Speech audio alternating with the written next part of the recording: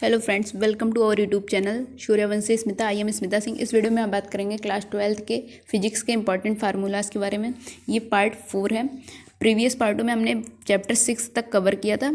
इस पार्ट में हम चैप्टर 7 एंड चैप्टर 8 को पढ़ेंगे। तो चलिए स्टार्ट करते हैं। जो हमारा चैप्टर 7 है उसका नाम है प्रत्यावर्ती धारा। जो हमारे चैप्टर 7 है उसका नाम है प्रत्यावर्ती धारा, अल्टरनेटिव करंट। और जिसका फर्स्ट फार्मूला है वो है प्रेरित विद्युत वाहक बल का। प्रेरित विद्युत वाहक बल का E is equal to E naught sine omega t. जो यहाँ पे ई नॉट है उसे बोलते हैं प्रत्यावर्ती प्रेरित विद्युत वाहक बल का अधिकतम मान, वैद्युत वाहक बल का अधिकतम मान। जो यहाँ पे ई नॉट है उसे बोलते हैं वैद्युत वाहक बल का अधिकतम मान।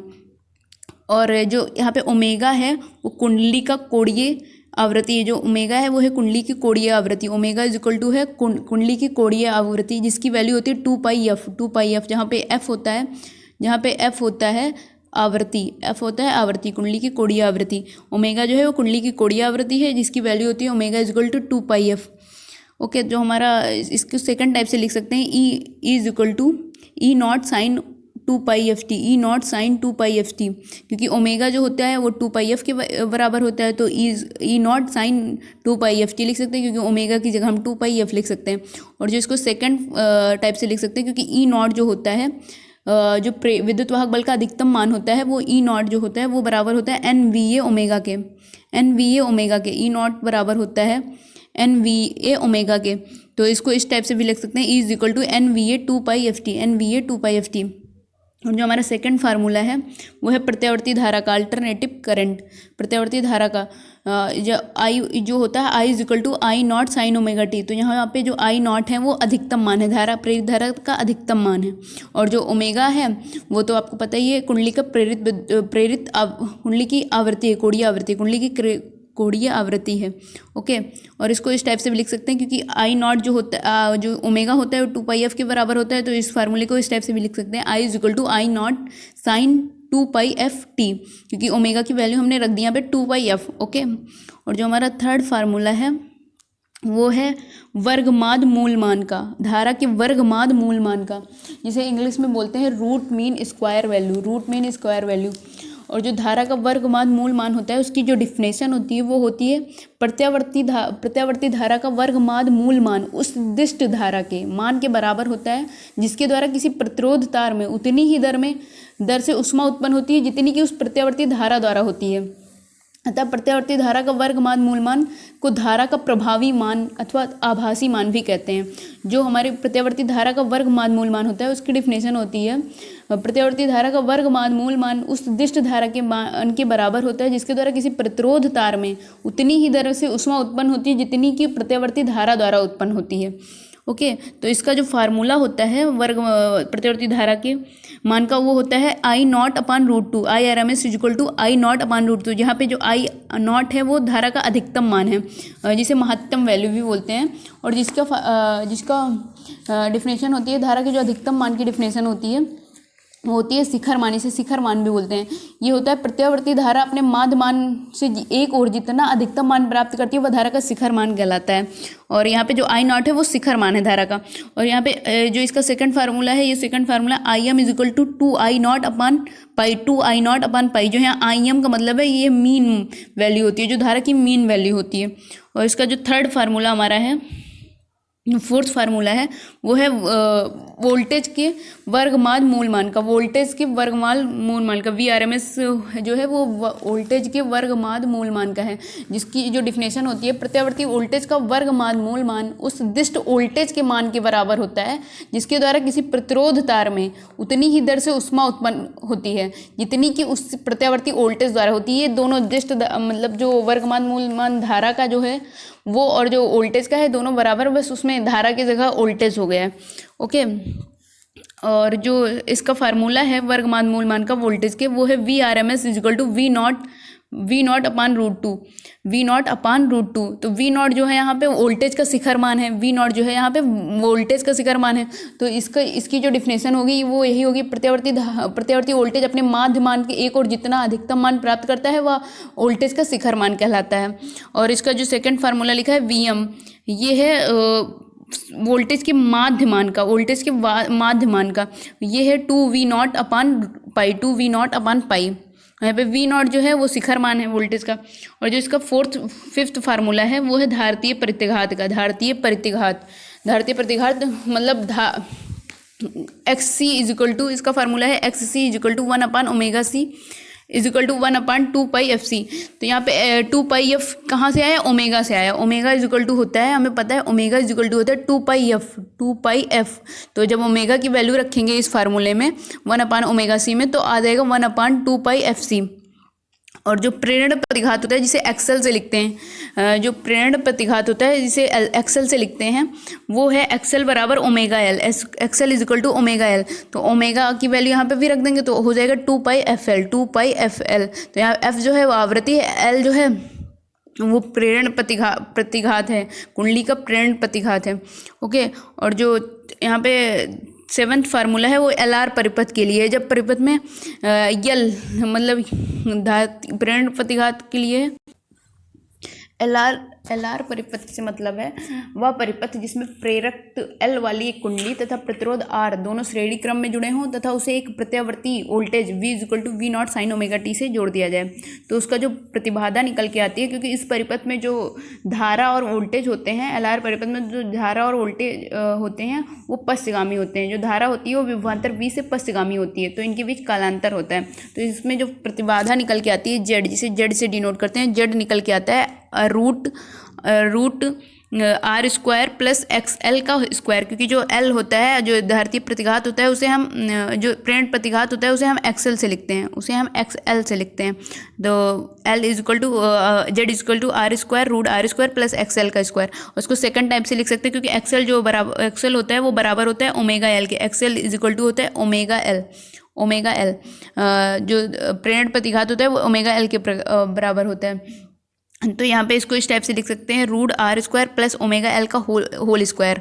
ओके, और इसके बीच जो कालांतर होता है, जो यहाँ इसमें प्रेरण प्रतिघात में जो धारा होती है वो वोल्टेज V से पश्चगामी होती है, तो इनके बीच जो कालांतर होता है फाई होता है। तो अगर फाई हम इसके कालांतर का फार्मूला निकालते हैं तो tan phi is equal to होता है VL अपान VR। तो VL जो है IXL के बराबर है, तो VL बराबर IXL एंड VR बराबर IR।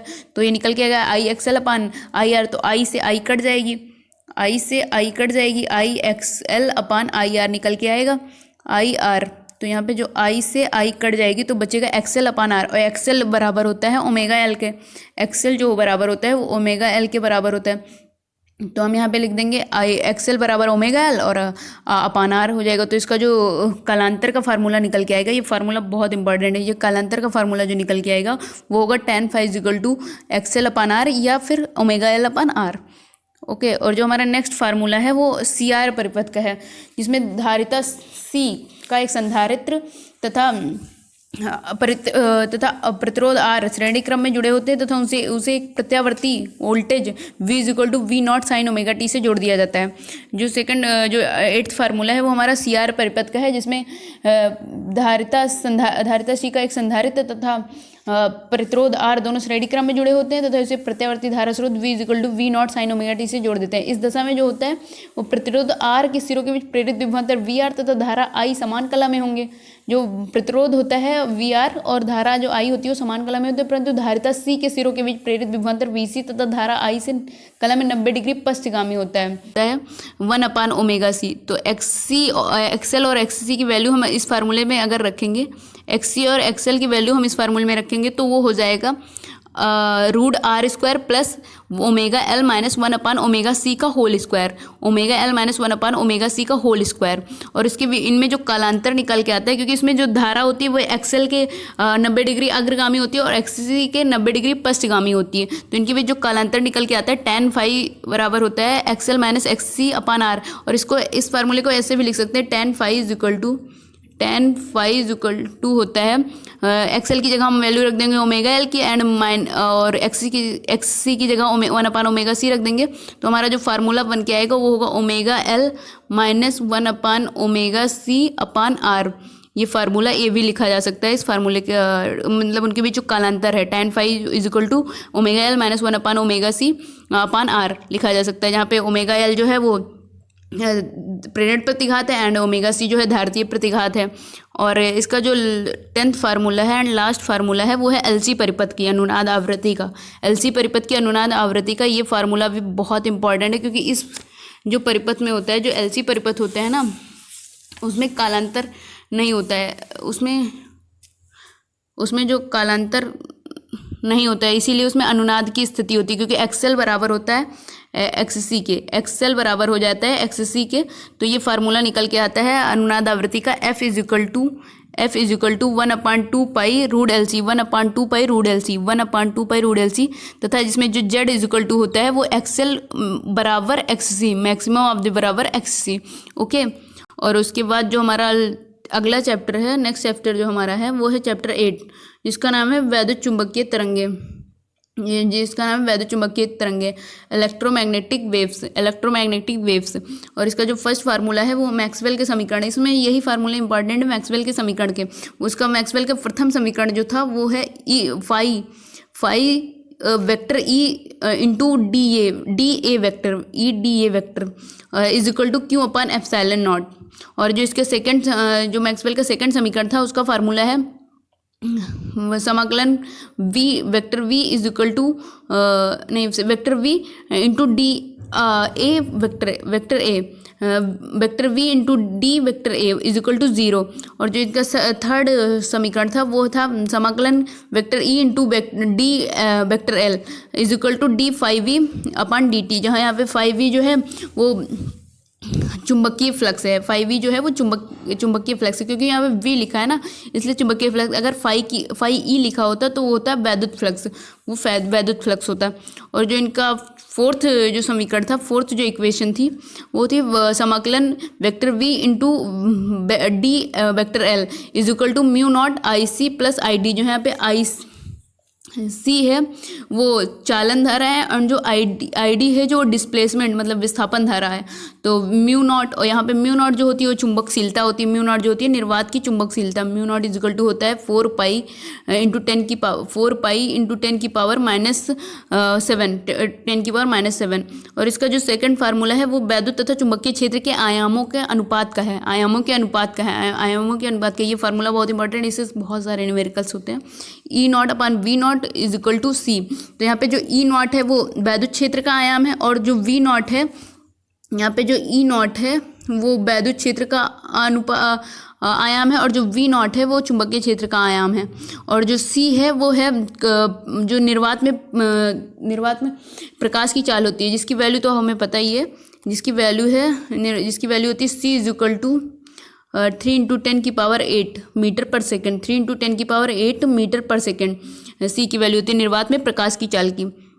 ओके, जो थर्ड फार्मूला है वो है 1/रूट mu naught epsilon naught is equal to C. ये म्यू नॉट और एप्सिलॉन नॉट के बीच जो रिलेशन है उसी का फार्मूला है। और जो फोर्थ फार्मूला है वो तरंग दैर्घ्य का है। तरंग दैर्घ्य को हम लैम्डा से लिखते हैं, lambda is equal to h upon M V. जो यहाँ पे h है वो प्लांक नियतांक है, जिसकी वैल्यू होती है 6.67 इंटू 10 की पावर -34। और m जो है वो मास है, और v जो है वेलोसिटी है, मतलब वेग है, और is equal to h upon p। क्योंकि एम वी को हम संवेग बोल सकते हैं, मास गुणे वेग मतलब द्रव्यमान गुणे वेग इज इक्वल टू होता है संवेग। तो संवेग को हम p से डिनोट करते हैं, तो यहाँ पे हम इसे भी लिख सकते हैं h अपॉन p, एम की जगह p भी लिख सकते हैं। और जो एक फोटान के लिए ऊर्जा होती है, एक फोटान की जो ऊर्जा होती है उसका फार्मूला ये है E is equal to H nu. तो यहाँ पे h जो है प्लांक नियतांक है, और न्यू जो है वो आवृत्ति है। न्यू इज इक्वल टू होता है c अपॉन लैम्डा होता है, न्यू इज इक्वल टू होता है c अपॉन लैम्डा। ओके,